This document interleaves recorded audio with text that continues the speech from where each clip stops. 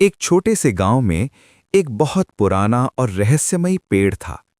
गांव वाले कहते थे कि उस पेड़ में एक ब्रह्म राक्षस रहता है।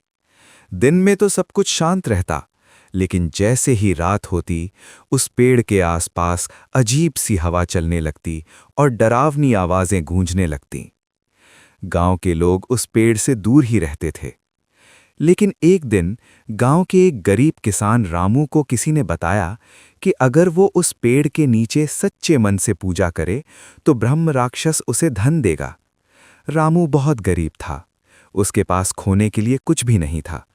तो उसने हिम्मत की और उसी रात पेड़ के पास पहुंच गया। डरते डरते उसने पूजा शुरू की। उसके हाथ कांप रहे थे, लेकिन उसका मन साफ था। अचानक तेज हवा चलने लगी और एक भारी आवाज गूंजी, तुमने बिना लालच के पूजा की है, ये लो तुम्हारा इनाम।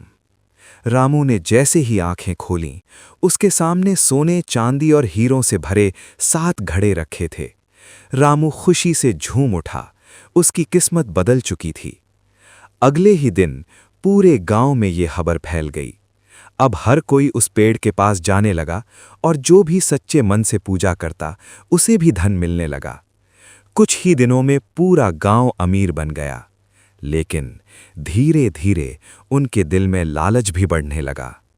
एक दिन कुछ चालाक लोगों ने सोचा, जब ये राक्षस इतना धन दे सकता है, तो सोचो इस पेड़ के नीचे कितना खजाना छुपा होगा। उन्होंने बाकी लोगों को भी उकसाया, क्यों ना हम इस पेड़ को काटकर पूरा खजाना निकाल लें। लालच में अंधे होकर पूरे गांव ने मिलकर उस पेड़ को काट दिया और फिर सब ने मिलकर जमीन खोदनी शुरू कर दी। दिन बीता, रात बीती, लेकिन उन्हें कुछ भी नहीं मिला, न सोना, न चांदी, न कोई खजाना। तभी अचानक तेज तूफान आया और वही डरावनी आवाज फिर गूंजी, तुमने अपने लालच में मेरा घर नष्ट कर दिया, अब तुम्हें इसकी सजा मिलेगी। अगले ही पल गांव वालों के घरों में रखा सारा धन गायब होने लगा। सोना, चांदी, हीरे सब हवा में उड़ गए। कुछ ही पलों में पूरा गांव फिर से गरीब हो गया। अब उनके पास न वो पेड़ था, न वो राक्षस और न ही कोई धन। गांव के लोग पछताने लगे। उन्हें अपनी गलती का एहसास हो चुका था।